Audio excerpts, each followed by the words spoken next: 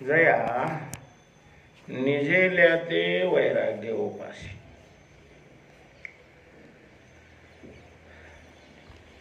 राजाधिराज ज्ञानोबराय या ओवीच्या द्वारा महात्मा शब्दाची व्याख्या करतायत. ही ओवी 9व्या अध्यायातील महात्मा नस्तुमां पार्थ दैवीं प्रकृतिमाश्रिताः भजन जनन्य मनसो ज्ञात्वा भूतादिमव्ययम्. हा जो 13वा श्लोक आहे, या 13व्या श्लोकावर आरंभीचीच अर्थात महात्मा या पदाचं स्पष्टीकरण करणारी ही ओवी आहे. सगळा श्लोक चिंतनाला नसल्यामुळं फक्त या ओवीचं चिंतन केलं जाईल. तरी आता हे तरी महत्वाचीच राहते, नाही का? मग ते जेवणात असो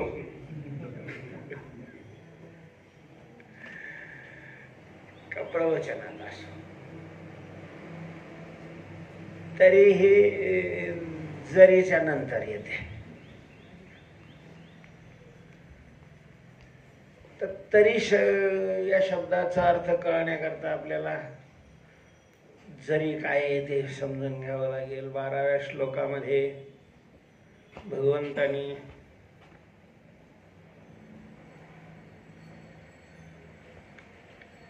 आसुरी संपत्तीच्या लोकांचं वर्णन केलेलं आहे. मोघाशा, मोघ कर्माणू, मोघ ज्ञाना, विचेतसा, मोठ्या लोकांच्या शिव्या शेलकी विशेषण दिलेले आहेत त्यांना. राक्षसीं आसुरीं प्रकृतीं श्रिताः मोहिनीं श्रिताः. तर आसुरी, राक्षसी, मोहित करणारी अशा प्रकारची जी प्रकृती आहे, त्या प्रकृतीचा आश्रय केलेला आहे. जे आहेत त्यांचं वर्णन हा केलेलं आहे. आणि कंटाळले देव ते वर्णन करून. थोडंच वर्णन केलंय, फारही केलंय असं नाहीये. पण मग आवडीचा विषय नसला की थोडं बी असलं तरी ते कंटाळले. ते पाडव्याच्या दिवशी लिंबाचा पाला, काड्या, त्याचं ते त्याच्यात थोडंसं गुळ वगैरे टाकून ते करते. त्या दिवशी खावा लागत. आता खावा लागत म्हणल्यावर मग खावा लागत. पण मग माणसं असे नारळ एवढे घेतात,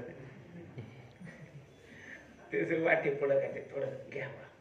मग तुम्ही पहा कसं घेतात ते. जसं काही लाचकन, बोटाचं लाचकन करून, म्हणजे थोडस घेतलं मी घेतलं, त्याचा बोबाट एवढा करतो का, काय ते आवडत नाही ना. तसं न आवडणार थोडंही खूप वाटतं. तसं भगवान म्हणतात, म्हणून असोत ये वायाने. काय से मूर्खाचं बोल, हे मूर्खाचं व्यर्थ बोलणं बजायला म्हणे. असो जाऊ दे, मला बोलायचंच आहे ना. मग तुला असं सांगतो आता की ऐके जेथ वाचा विसर, वाणीला सुद्धा विश्रांती प्राप्त होईल असा विषय तुला मी सांगतो. अशांचा विषय तुला मी सांगतो की ज्यांचं वर्णन केल्यानंतर वाणी विश्रांतीला प्राप्त होईल. सांगतो साधूचं लक्षण तुला सांगतो, साधूचं वर्णन. असे 11व्या 12व्या श्लोकामध्ये आसुरी संपत्तीवंत जे आहेत, आणि आता 13व्या श्लोकामध्ये दैवी संपत्तीवान जे आहे त्यांचं वर्णन आलेलं आहे. अर्थात पण दोन्ही टोकाचे आहेत. 12व्या श्लोकात ज्यांचं वर्णन केलेलं आहे तेही आसुरी संपत्तीच्या टोकावरचे आहेत, आणि 13व्या अध्यायात दैवी प्रकृतीचं आहे तेही त्या टोकाचं आहे. आपण ह्या बी टोकावर नसतो आणि असे मध्येच लय आहे. धड ते सात्विक बी नाही आणि तामस बी नाही. तर आसुरी असंही म्हणता येत नाही धड असे. पण मग ते अशा मधल्याची कोणी नोंद नाही घेत. नोंद घेतली जाते ते एकतर हिरण्यकश्यप तरी पाहिजे, नाही तर मग प्रल्हाद तरी पाहिजे, त्याची नोंद घेतली जाते. तर हे दैवी प्रकृतीला आश्रित असलेले, दैवी संपत्तीनं युक्त असलेले, ज्यांना साधू महात्मा अशा प्रकारचं संबोधिलं जातं, त्यांची तो कथा आता ऐक असं म्हणून भगवंतांनी महात्मानस्तुमान पार्थ हा श्लोक पुढं केलेला आहे. त्यामध्ये महात्मा शब्द, महात्मा कोण? अलीकडे बरेच महात्मे आहेत. आपल्या स्वातंत्र्यानंतरही बरेच पैदा झाले ना महात्मे. आता अजूनही कोणाला महात्मा, तो महात्मा, हा महात्मा, अमके महात्मा, तमके महात्मा मानलं जातं. त्यांना महात्मा का म्हणतात? त्याचंही कारण असं आहे की या महात्म्याचे काही अंशी गुण त्यांच्या ठिकाणी असतात, म्हणून त्यांना काय म्हटलं जातं? महात्मा. पण महात्मा शब्दाचा शुद्ध अर्थ काय?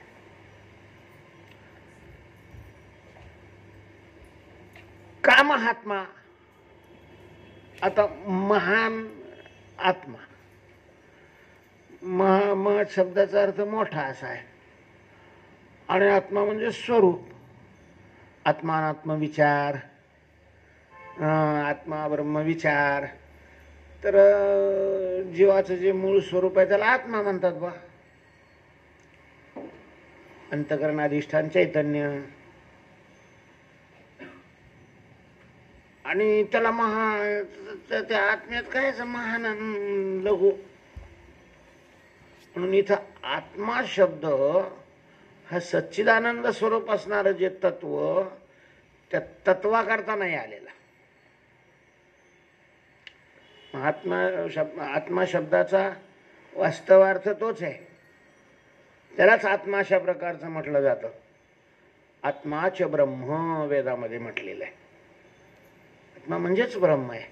ब्रह्म आणि आत्मा हे काय नाहीत, वेगळे नाहीत. त्याला ब्रह्माला जर आत्म्याहून वेगळं काढलं तर ते अनात्मा होईल, जड होईल,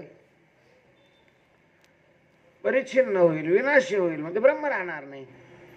आणि ब्रह्माहूनही आत्म्याला वेगळं काढता येत नाही. असं ब्रह्म आणि आत्मा या दोन्ही शब्दाचा तसा वास्तविक अर्थ एकच आहे, शुद्ध अर्थ आहे. पण व्यवहारामध्ये ज्या वेळेला शब्द येतात, हे सगळेच शब्द शुद्ध अर्थाने घेतले जातात वा घ्यायचे असतात असं नाही.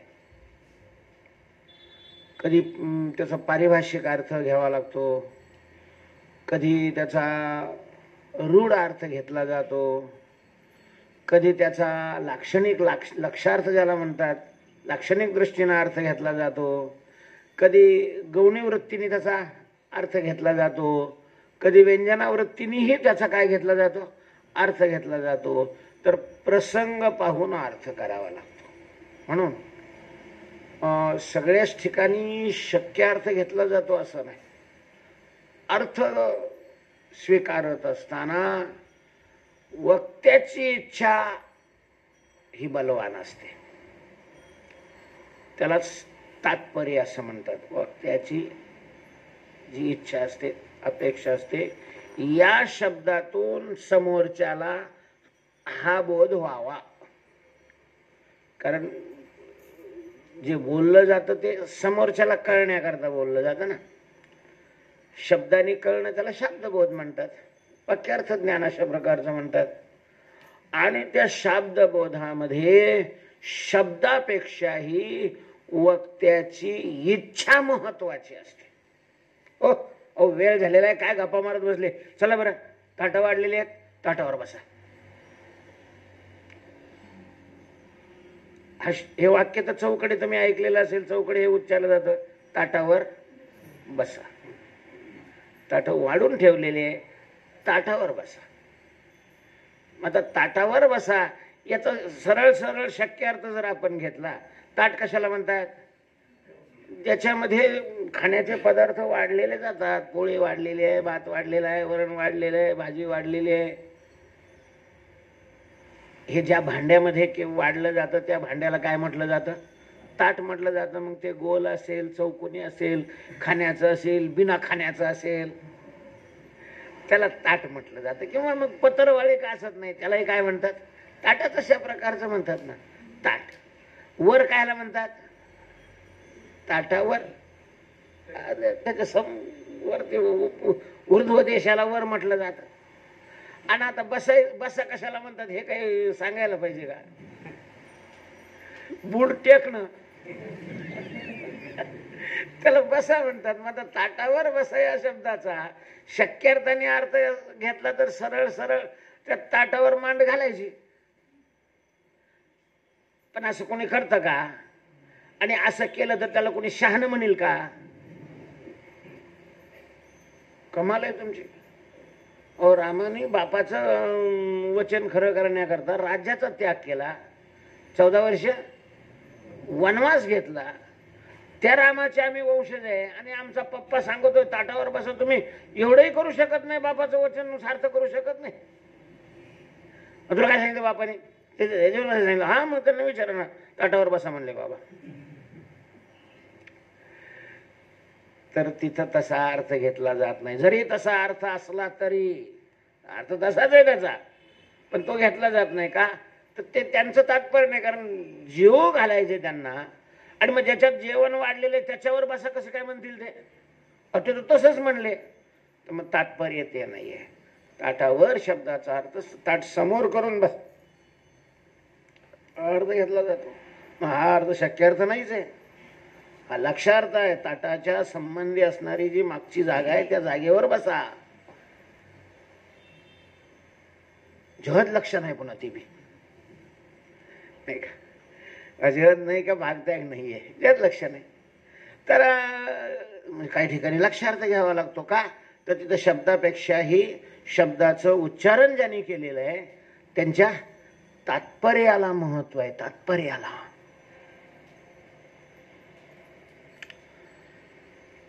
तसं आत्मा या शब्दाचा शक्यार्थ जरी ब्रह्म असला, सच्चिदानंद तत्व असला, तरीही बऱ्याच ठिकाणी आत्मा शब्द व त्याचा आत्माले तळतळला हो म्हणतात माणसं. आत्मा तळतळतो का?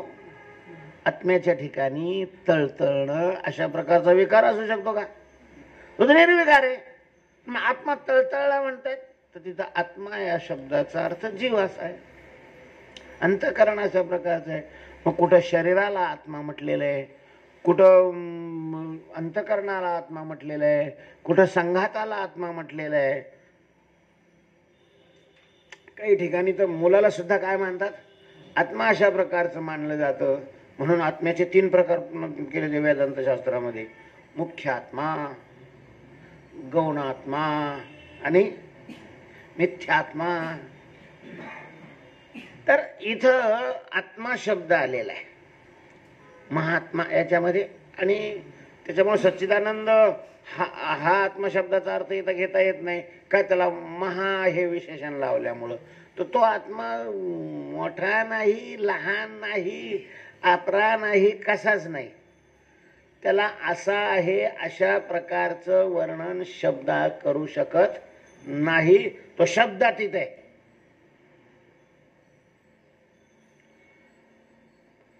म्हणजे अर्थी महान हे विशेषण लावलेलं आहे, त्या अर्थी सच्चिदानंद स्वरूप आत्मा हा नाही अर्थ घेता येत. मग आत्मा, तर आत्मा या ठिकाणी अंतःकरण अशा प्रकारचे, अंतःकरणाला उद्देशून आत्मा शब्द आहे. म्हणून महान आत्मा या शब्दाचा अर्थ महान अंतःकरण. महान शब्दाचा विशेषण लावलं असल्यामुळं अंतःकरण हा आत्मा शब्दाचा अर्थ घेऊन ज्याचं अंतःकरण मोठं आहे तो महात्मा. हा सरळ सरळ अर्थ झाला. आता गंमत अशी आहे की अंतःकरण मोठं, तर असंही म्हणता येणार नाही, कारण तसाही अर्थ घेतला तर चुकीचाच होईल. कारण अंतःकरण हे ज्या शरीरामध्ये असतं त्या शरीरा एवढंच असतं, त्याच्यापेक्षा मोठं कसं काय? संकोच विकासवान अंतःकरण मानलेलं आहे वेदांतामध्ये. आणि त्यामुळं जर ते हत्तीच्या शरीरात गेलं तर ते हत्ती एवढं होतं, मुंगीच्या शरीरात गेलं तर ते मुंगी एवढं त्याचं परिमाण होतं, माणसाच्या शरीरात असलं तर ते माणसा एवढं त्याचं परिमाण होतं. मग इथं वर्णन तर माणसाचं आहे आणि त्याला महात्मा शब्दाचा अंतःकरण आहे, त्याचं अंतःकरण मोठं आहे, असा तरी अर्थ कसा घेतला जाईल? बरोबर आहे शंका.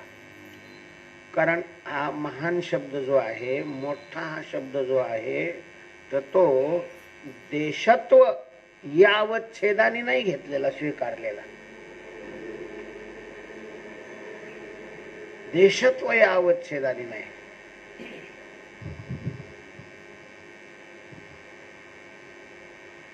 देशतः महान, कालतः महान आणि वस्तुतः महान असे मोठ्याचे 3 प्रकार.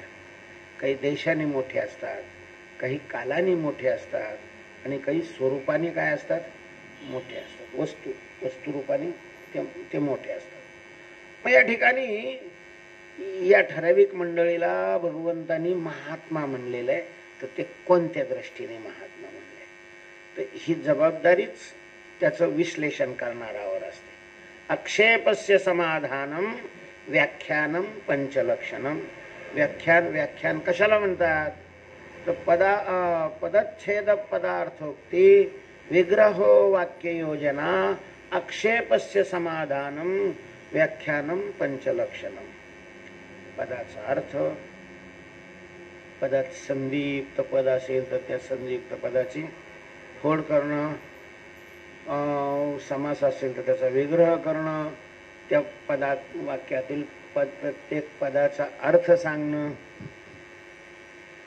विग्रह वाक्य योजना, नंतर त्याचा अन्वय लावणं, आणि मग अन्वय लावून शब्दशः अर्थ सांगितल्यानंतर त्या वाक्यार्थबोधावर ज्या शंका, जे आक्षेप येतील अशा प्रकारचं वाटेल ते आक्षेप घेऊन त्याचं काय करणं?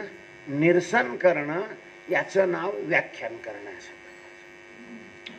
मग महात्मा या शब्दावर हा आक्षेप आला, तेव्हा महात्मा का म्हटलं, त्यांना कोणत्या दृष्टीने म्हटलेलं आहे, त्याचं विश्लेषण ज्ञानोबा करतात.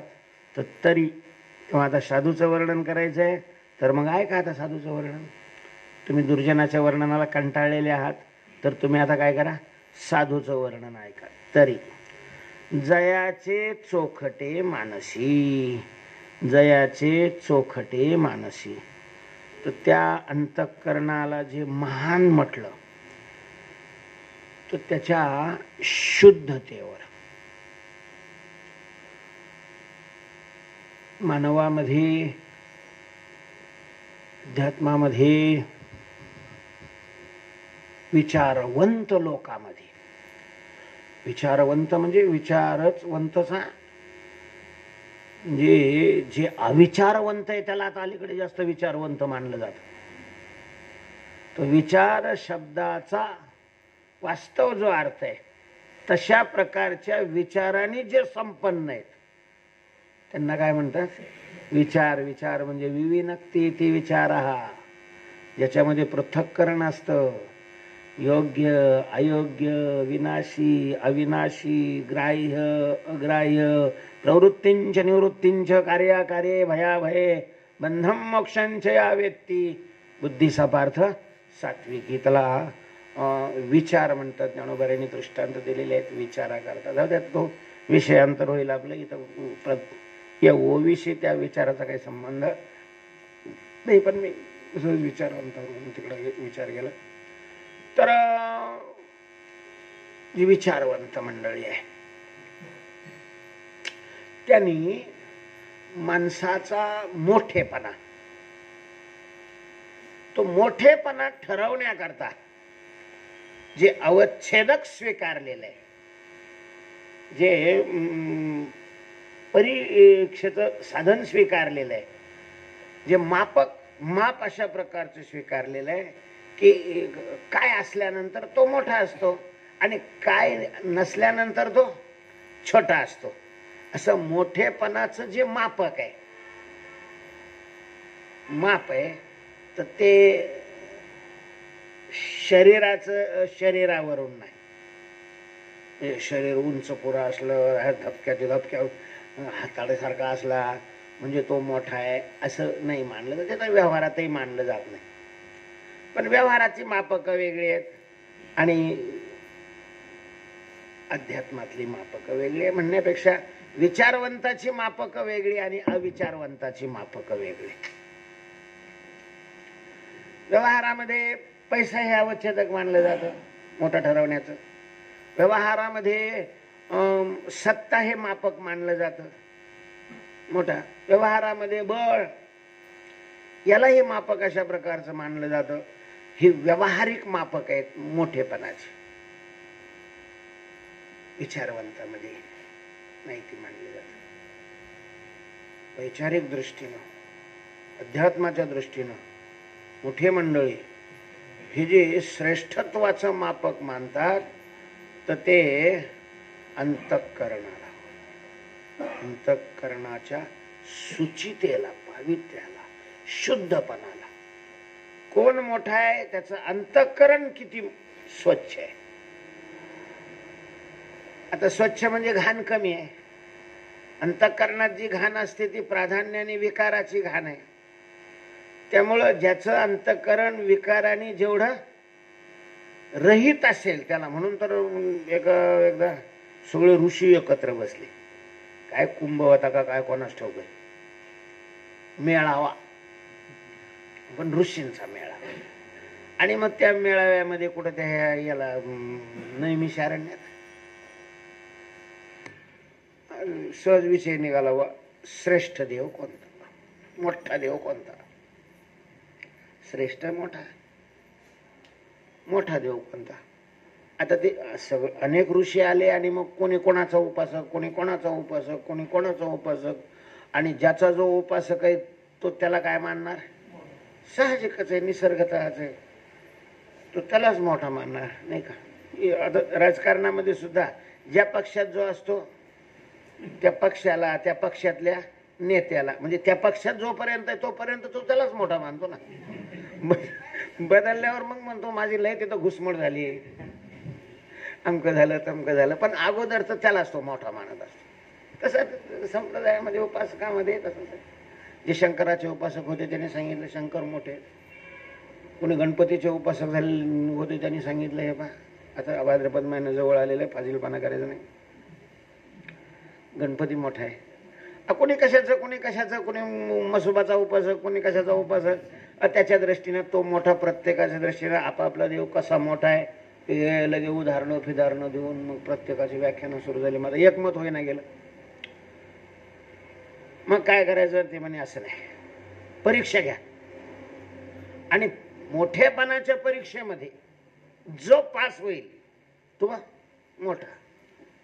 परीक्षा देवाची घ्यायची तो परीक्षक तर विद्यार्थ्यापेक्षा मोठा पाहिजे ना.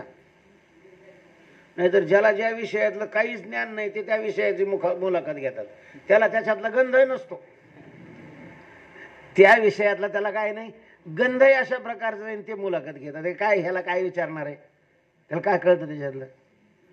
मग शेवट भृगु ऋषीवरती जबाबदारी दिली सगळ्यांनी. भृगु ऋषीने ते परीक्षा घ्यायची.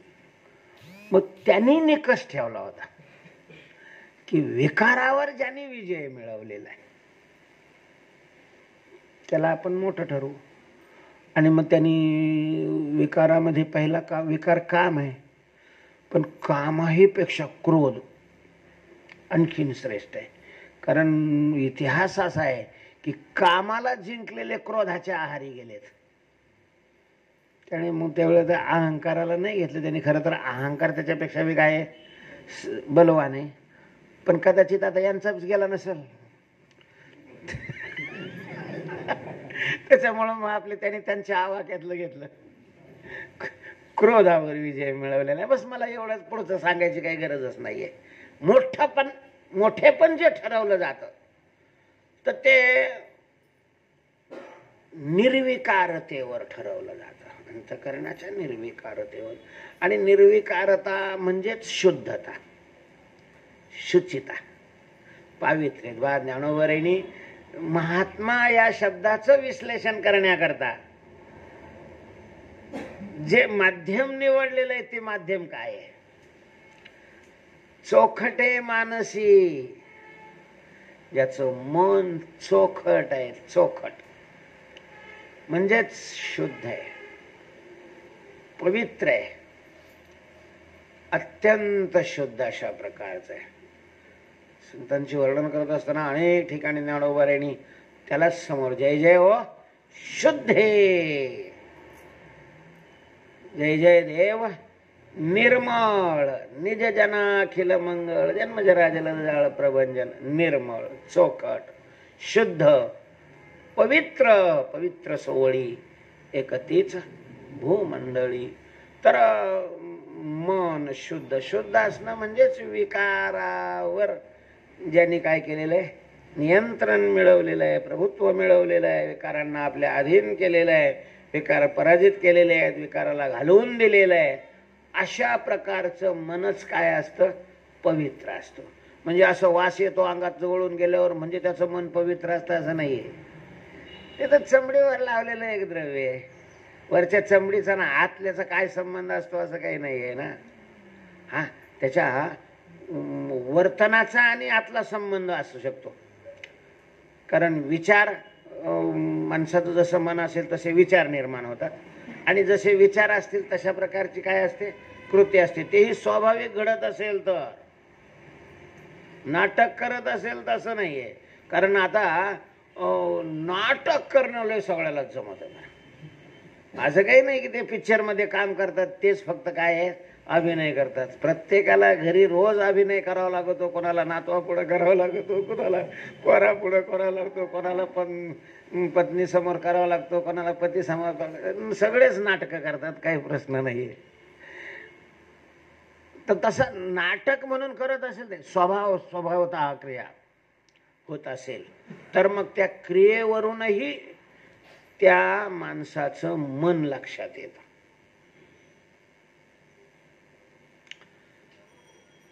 कारण मनीची जे नाही ते पाचीशी उमटेल काही. बीजेविन भुई अंकुराशे, बी दिसत नाही शेतात पेरलेलं, पण जर अंकुर आलेला असेल तर बी पेरलेलं आहे, खाली त्याच्या काय आहे, बी आहे हे लक्षात येतं. कारण जसं बी असेल तसंच काय येतो, अंकुर येतो. झाड जाणीजे फुले, माणूस जाणीजे बोले, झाड जाणीजे फुले, भोगे जाणीजे केले पूर्वजन्मीचे. तर त्याच्या कृतीवरून मन लक्षात येतं, शरीरावरून नाही. शरीराच्या जाडी पिढीवरून वा शरीराच्या चमडीच्या कलरवरून त्याच्या मनाचा काही थांगपत्ता लागेल असं नाही. तर ज्ञानोबाराय म्हणतात की कोण महात्मे, तर ज्याचं मन चोखट आहे, मन शुद्ध आहे, मन पवित्र आहे, निर्मळ अशा प्रकारचं मन आहे. आता मला चोखट शब्द वापरलाय, त्याचं स्वरूप या ओवीत नाही सांगितलेलं. जयाचे चोखटे मानसी, तर मनाला फक्त चोखट म्हटलेलं आहे, शुद्ध म्हटलेलं आहे. त्या शुद्धतेचं नेमकं स्वरूप काय आहे हे आपल्याला इतर ठिकाणी पाहावं लागतं. ज्ञानेश्वरीचा हा विशेष आहे, गाथ्याचा बी हा विशेष आहे. एखाद्या ठिकाणी जो विषय ध्वनीत सांगितलेला असतो, थोडक्यात सांगितलेला असतो, त्याचं विश्लेषण कुठंतरी दुसरीकडे असतं.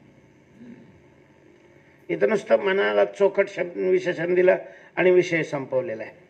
चोखटे मानसी. पण चोखटे म्हणजे कसं, असं लाल कलर दिलेलं, को अशी फरशी चांगली चीनमधून आणून बसवलेली. चोखट मन त्याचं स्वरूप काय आहे हे बघायचं असेल तर आपल्याला भाव संशुद्धी, सत्व संशुद्धी, ज्ञानयोग, व्यवस्थिती, दानम, दमश्च, यज्ञश्च, स्वाध्यायस, तपार्जम, अभयम, सत्व संशुद्धी. सत्व संशुद्धी या पदावरच्या ओव्या पाहावं लागतील. सत्व म्हणजे अंतःकरण, सत्व म्हणजे मन, सत्व म्हणजे चित्त, आणि त्या चित्ताची काय पाहिजे, शुद्धी असणं. हा दैवी संपत्तीचा गुण आहे. त्या श्लोकातही पुढे भगवंतांनी दैवीम प्रकृतीमाश्रिता हा अशा प्रकारचा शब्द वापरलेला आहे. तर हे चोखट मानसी म्हणजे काय, चोखट मनाचं स्वरूप काय आहे, कोणत्या मनाला चोखट मन म्हणायचं. बरं त्याला काही कलर दिसतच नाही. मनाचा कलर दिसतो का, नाही. मनच दिसत नाही तर कलर कस काय दिसत. मुळात स्थूल जी पंचमहाभूत आहेत त्यामध्ये सुद्धा आकाशाला रूप नाही, वायूलाही काय नाही, रूप नाही. रूप तेजापासून पुढच्याला आहे. तेजाला रूप आहे तर ते भास्वर स्वरूप आहे. पाण्याला रूप आहे ते अभास्वर शुक्ल आहे. पृथ्वीच्या ठिकाणी पार्थिव जे द्रव्य आहे त्याच्या ठिकाणी सगळी काय आहेत, रूप आहेत.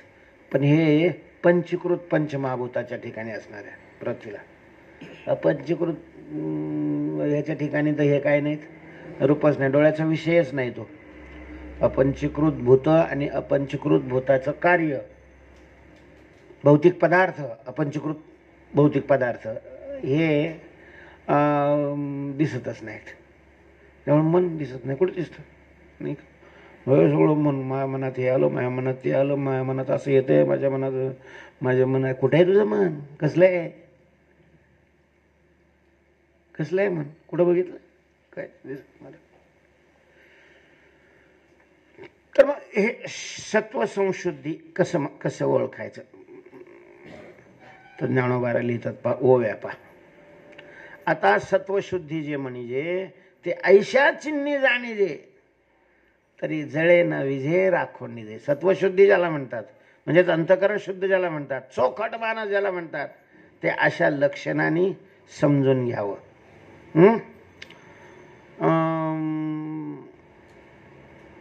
पहिल्यांदा दृष्टांत दिलेले आहेत खूप.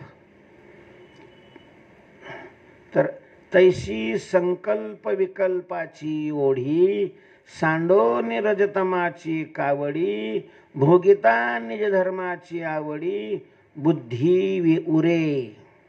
संकल्प विकल्पाची ओढी सांडोनी. संकल्प आणि विकल्प. शुद्ध मन कशाला समजायचं, आपलं मन शुद्ध आहे की नाही कसं ओळखायचं, तर संकल्प विकल्पाची ओढी. मनामध्ये सारखी संकल्पाची किंवा विकल्पाची ओढ असते. ओढ म्हणजे वेग, जबरदस्त वेग. जसं पाण्याचा लोंढा आला म्हणजे त्याला जसं ओढ असते ना, तशी संकल्पाची आणि विकल्पाची ओढ असते. हे करायचं, हे करायचं, हे करायचं, हे करायचं, हे संकल्प. नाही, हे नाही करायचं, हे नाही करायचं, हे नाही करायचं, हा विकल्प. तर ही संकल्प आणि विकल्पाचा ओढ ज्याच्या मनातून संपलेली आहे, टाकून दिलेली. शुद्ध मनाचं म्हणजे पराकोटीचं शुद्ध, अर्थात जे वर्णन असतं ते पराकोटीचंच अशा प्रकारचं असतं. तर संकल्प नाही आणि विकल्प नाही. रजतमाची कावडी सांडोनी. रजतमाचं ओझही ज्याने घेतलेलं नाही. अन्यथा काही मन सत्वगुणाची कावड वाहत असतात, काही मन रजगुणाची कावड वाहत असतात आणि काही मन तमगुणाची कावड वाहत असतात. ते त्याने ओझं टाकून दिलेलं आहे. अतिसूक्ष्म विषय आहे. आणखीन त्याचा खूप विस्तार होईल. ज्ञानोबा यांचे वर्णन करण्याची पद्धत आहे. निज धर्माची आवडी, भोगिता आवडी बुद्धीवर आहे. मग ती बुद्धी कशी राहे, त्याच्या ठिकाणी संकल्प नाही, त्याच्या ठिकाणी विकल्प नाही. त्याच्या ठिकाणी रजतम सत्वगुणाची कावड सुद्धा नाही. मग काय आहे तर निज धर्माची भोगिता, निज धर्माची आवड आहे फक्त. आणि कशाची आवड आहे तर निज धर्माची भोगिता, निज धर्माचा उपभोग घेण्याची. अर्थात आपलं जे वास्तव मूळ स्वरूप आहे त्या मूळ स्वरूपाच्या आनंदाला चाखण्याची, मूळ स्वरूपावर स्थिर अशा प्रकारची राहण्याची आवड ही फक्त बुद्धीमध्ये शिल्लक आहे, काहीच नाही, कसलंच नाही. कसलीच अपेक्षा नाही, कसलाही संकल्प नाही. ना कोणाला मारण्याचा संकल्प आहे, ना आपलं उत्पन्न वाढवण्याचा संकल्प आहे, ना कीर्तन प्रवचन भजनाचा संकल्प आहे. सात्विक संकल्पही नाही, राजस संकल्पही नाही आणि तामस संकल्प नाही. शुद्ध सात्विक फक्त आत्माकार वृत्ती करून आत्म्याचा आनंद पंग, जसं ते गांजा पेलेलं राहतं. त्याला काय पंग राहते, काय त्याला काही करायचं नाही, करायचं ना असं नाही, काही करायचं असं नाही. तसं केवळ आत्म्याचा आनंद उपभोगणं. आणि आत्म्याचा आनंद उपभोगायचा असेल तर आत्म्याच्या ठिकाणी त्याला स्थिर व्हावं लागतं, आत्माकार व्हावं लागतं. देहाला सोडून जी आत्माकार झाली याला समाधी म्हणतात. त्यात्र ध्याने परित्याज्य क्रमात ध्येयैक गोचरम समाधिरभिधीयते. त्याला समाधी, शुद्ध शुद्ध वास्तव जे शुद्ध मन आहे, शुद्ध चित्त आहे, शुद्ध बुद्धी आहे, त्याचं स्वरूप काय आहे ज्ञानोबारांनी वर्णन केलेलं आहे. जयाचे चोखटे मानसी अशा प्रकारची बुद्धीच्या ठिकाणी फक्त ही आवड आहे.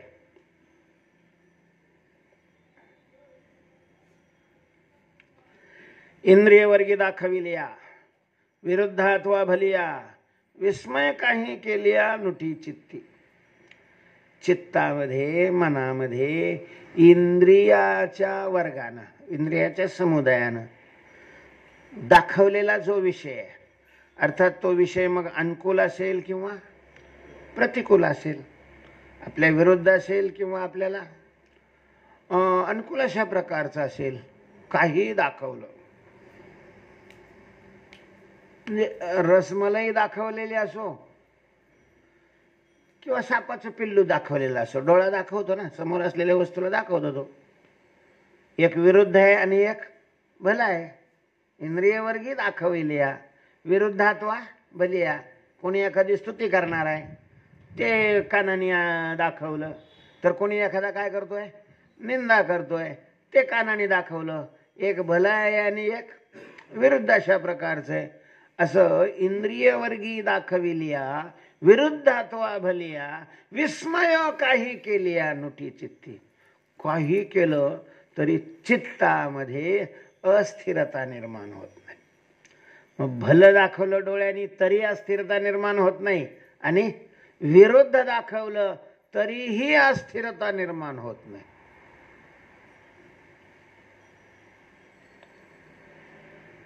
एकदम कोणीतरी आलाय म्हणून मागं पाहिलं तर तलवार अशी उगारलेली आणि मागून पाठीमागं एक डाकू उभा आहे, असं पाहिलं ते विरुद्ध आहे.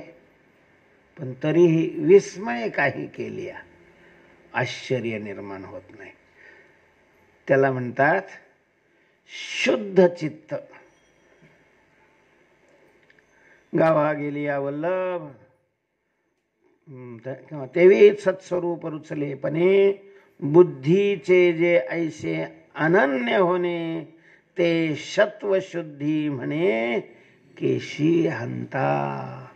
अजून 13व्या अध्यायामध्ये सुद्धा हा विषय आलेला आहे. पहा, चोखट मानस म्हणजे काय? चोखट चोखट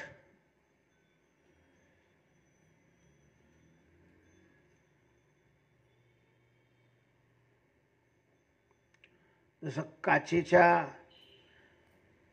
घरामध्ये लावलेला दिवा, तो बाहेरून स्पष्ट दिसतो, त्याचा प्रकाश बाहेर पडतो.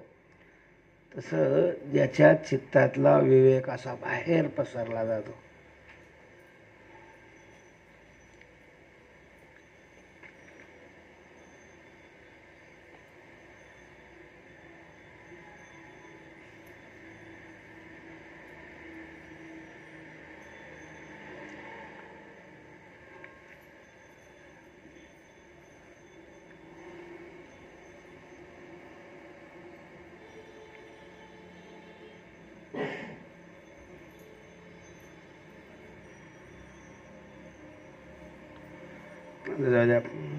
तर अशा प्रकारचं ज्याचं शुद्ध मन आहे, चोखटे मानसी, तो महात्मा आहे.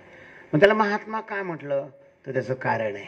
भगवान सांगतात किती शुद्ध आहे मन, तर मी क्षत्र संन्यासी होऊन असे.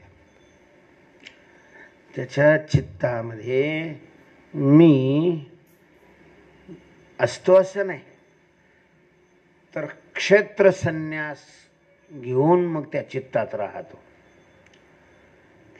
संन्यासामध्ये काही क्षत्र संन्यासी असतात. तर क्षेत्र संन्यासी त्यांना म्हटलं जातं की ज्यांनी हा संकल्प घेतलेला असतो की जोपर्यंत जिवंत आहे शरीर तोपर्यंत त्या क्षेत्राच्या सीमेच्या बाहेर जाणार नाही, त्याच क्षेत्रात मरणार आणि मेल्यानंतर या शरीरातली जी पंचमहाभूत आहेत तीही त्याच क्षेत्रामध्ये विलीन केली जाणार. अशा प्रकारचा संकल्प घेणार त्याला काय म्हणतात, क्षेत्र संन्यास. तर भगवान म्हणतात मी क्षेत्र संन्यासी होतो. आणि कोणतं क्षेत्र आहे, त्याचं चित्त हे क्षेत्र आहे. म्हणजे देव त्याच्या चित्तामध्ये राहतो. जयाचे चोखटे मानसी मी होवने असे क्षेत्र संन्यासी. आता मला सांगा, हा जो म्हणणार आहे मी क्षेत्र संन्यास घेऊन राहतो, क्षेत्र संन्यास वगैरे, पण तो राहतो बा त्या चित्तामध्ये. तर ज्या चित्तामध्ये तो राहतो, आता तुम्ही सांगा ज्यामध्ये जी वस्तू राहते तर ती ज्याच्यात राहते त्याच्यापेक्षा मोठी असते का लहान असते? जी वस्तू राहते ती ज्याच्यात राहते त्याच्यापेक्षा काय असते, लहान असते. आणि त्या वस्तूपेक्षा ती वस्तू ज्याच्यात राहते ते मोठं असतं. आता आपण घरात राहतो तर मग घर 10 बाय 10चं तरी कमीत कमी राहतं ना. त्याच्यात हे किती बाय कितीच असतं, 15 बाय 15चं. 15 बाय 15चं 10 बाय 10 मध्ये कसं काय राहील? 1.25 फूट रुंद, लय झालं तर 2 फूट रुंद, 3 फूट रुंद आणि 5-6 फूट लंब. तर मोठ्यामध्ये लहान राहतं. आता इथं देव राहतोय त्या चित्तामध्ये. आता देव किती मोठा असेल बरं तुमच्या अंदाजाने? देव किती मोठा असेल? 6 बाय 6चा. बाबा बाबा, तो बळ्या असाच फसला. कोणता बळ्या? ते प्रल्हादाचा नातू. हे म्हणे बाबा मला फक्त 3.5 आपलं 3 पावलं काय पाहिजे, जमीन पाहिजे. आपल्या तपश्चर्या करण्याकरता कोणी उठ म्हणणार नाही, आपल्या मालकीची पाहिजे बा. अजला ओढलं एवढा मोठा मी राजा आहे, दिसायला तर तपस्वी आहे, तेजस्वी आहे, पण बालकच आहे. अरे एवढा काय वागतो? एखादं राज्य माग, एखादा जिल्हा मागा. नाही नाही म्हटले, परमार्थिक माणसाने अल्पसंतुष्ट राहा. कारण वाढवायचं म्हटलं तर त्याला मर्यादाच नाही राहत. किती मिळालं तर ते कमीच वाटतं. आता तू पाहा ना, पृथ्वीचा राज आहे तरी तुला स्वर्गाचं राज्य मिळावं वाटतं का नाही? आणि मग कुठपर्यंत त्याच्या मागं धावत राहायचं? त्याच्यामुळं परमार्थ आत्मा ज्याला मिळवायचा आहे, भगवत प्राप्ती करून घ्यायची, त्याने जे आहे त्याच्यामध्ये संतुष्ट राहावं. मला बस झालं तेवढंच. मग ठीक आहे बा, दिली समजायची. असं नाही सही कर, बॉन्डवर सही कर. पूर्वीचं बॉन्डवर सही करणं म्हणजे पाणी सोडायचं, हातात पाणी घेऊन संकल्प म्हणून ते सोडायचं. एकदा तसा संकल्प केला म्हणजे संपलं. आता ते त्याच्यावर तेवढं त्या म्हाताऱ्याला कळलं, ती पळत पळत आलं. ती पण ए बळ्या नको सोडू. का बरं गुरु महाराज तुम्ही दानाला, तुम्ही तर माझ्याकडून दान करून घ्यायला पाहिजे. यज्ञ सुरू करायचं आहे आपल्याला आणि यज्ञामध्ये तर दान महत्वाचं आहे. तुला माहिती नाही, तू ओळखलं नाही त्याला. तुला देवारक पोरग दिसतंय, इसन्या आहे इसन्या. काय पावर होती तेव्हा. हे शुक्राचार्य किती श्रेष्ठ होते महाराज. त्यांनी लगेच ओळखलं त्याला, तिथंच ओळखलं, इसन्या आहे. तुझं सर्वस्व अपहरण करण्याकरता तो आलेला आहे, नको पाणी सोडू. आता हा प्रल्हादाचे संस्कार याच्यामध्ये होते. ते म्हणे मग ज्याची पूजा मी करतोय तोच जर माझ्याकडे मागायला आला असेल तर त्याला एरवी तरी बघता नाही. देवाला सर्वस्व अर्पण केलेलंच असतं, त्याच्यात काय. बाकीच्याला वाटलं काय 3 पावलं म्हणजे किती घे ना, कुठली का घेणं. समजा हायवेवरची बी घेतली, राजाच्या दृष्टीनं काय त्याला हायवे काय अडचण आहे. आणि काय महाराज ते संकल्प सोडला आणि ज्यावेळेला प्रत्यक्ष माप घ्यायचा प्रसंग आला, एका पावला तर सगळी पृथ्वी संपून गेली. तसाच पाय अजून बाहेर राहिला, त्याची पृथ्वी बी उरली नाही. तो नक्की किती मोठा. बस मोठाच म्हणता येतं, फक्त तो सापेक्ष मोठा नाही, तर तो काय निरपेक्ष मोठा आहे. आणि तो ज्याच्यात साठवतो त्याला काय म्हणणार तुम्ही. मी होणे असे क्षत्र संन्यासी म्हणून महात्मा तयाचे चोखटे मानसी, मी होणे असे क्षत्र संन्यासी. पुढे आणखीन वर्णन केलंय. जयाने जिले ते उपाशी वैराग्य गा. पुंडलिक वरदा हरी विठ्ठल श्री ज्ञानदेव माऊली ज्ञानेश्वर महाराज की जय. विठाल विठाल. पुंडलिक वरदा श्री ज्ञानदेव